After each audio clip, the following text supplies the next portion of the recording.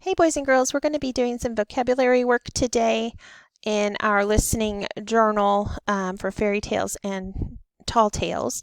So go ahead and open this up and find the story, or excuse me, not the story, the page that says feats at the top. So if you need to pause this to find it, go ahead and find it.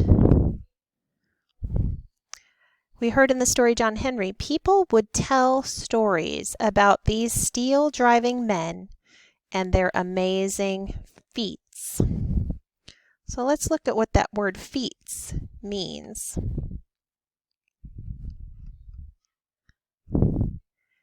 A feat is an achievement that requires courage or strength. It's not something that can be done easily. So for example, the acrobat landed gracefully on the mat after her last amazing feat. So a feat is something you can do, accomplish, that's going to take courage, strength, and it's not going to be easy. So in this picture, you see someone who has climbed up to the top of this mountain or cliff, and you know that that would have taken incredible courage and strength. Here we have an acrobat doing a trick that requires incredible strength, and for me it would require incredible courage.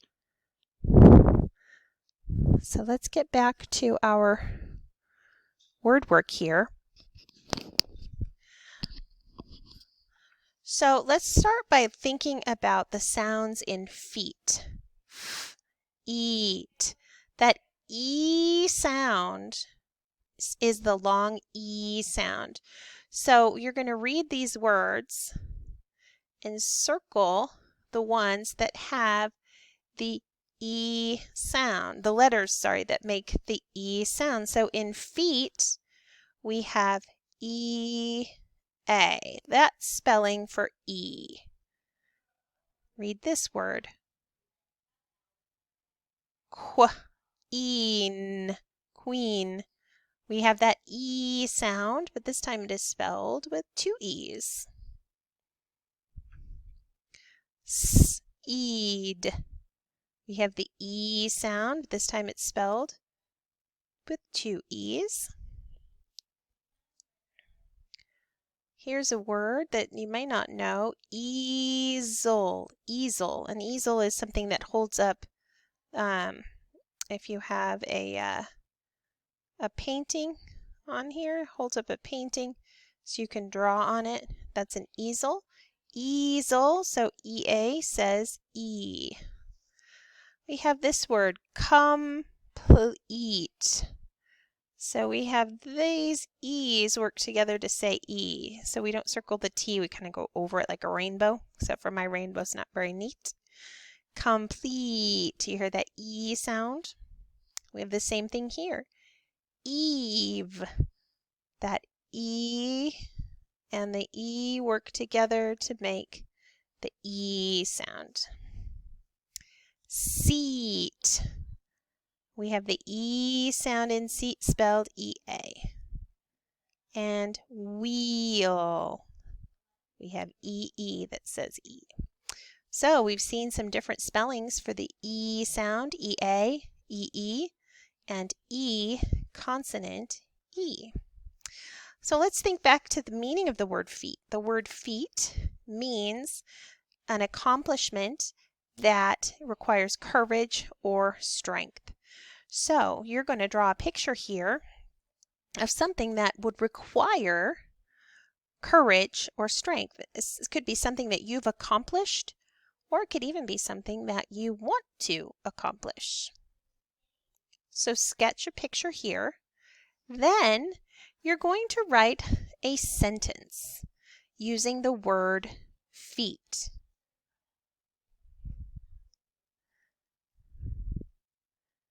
So whatever you write here or draw here for your feet, you're going to want to use in the sentence. So if it's mountain climbing, you're going to want to talk about mountain climbing. Climbing the mountain was an amazing feat. Or climbing that 14,000-foot mountain is an amazing feat. Or jumping out of the airplane with your parachute on is a feat because it requires courage to jump out of an airplane even if you have a parachute on. So you're going to write a sentence here using the word feet correctly. Make sure you have a capital letter and make sure you have a punctuation mark. And when you type it in to Schoology, you want to make sure you have those things. Okay? Now we're going to move on and finish this sentence and enter it in Schoology. Then I want you to turn over to the next page and we're going to look at a word that has multiple meanings. The word tracks has multiple meanings. So you're going to write a sentence using each word, or using the word tracks, but using it with its different meanings. I think the best way to help you to start is to draw our pictures first. So in Casey Jones, we heard about some tracks that were railroad tracks. So you may just want to draw tracks like this. Kind of looks like a laying down ladder. So these are train tracks. So when you write a sentence up here, the word tracks needs to mean train tracks. So your sentence is going to need to make sense and let your reader know you're talking about train tracks. The other type of tracks that we've talked about are tracks that are left in the dirt or the snow that animals leave. So maybe you want to draw a picture of tracks. Could be animal tracks, could be people tracks. So then your sentence that you write here needs to use the word tracks, but it needs to use the word tracks so that it means those little prints left by an animal. Okay?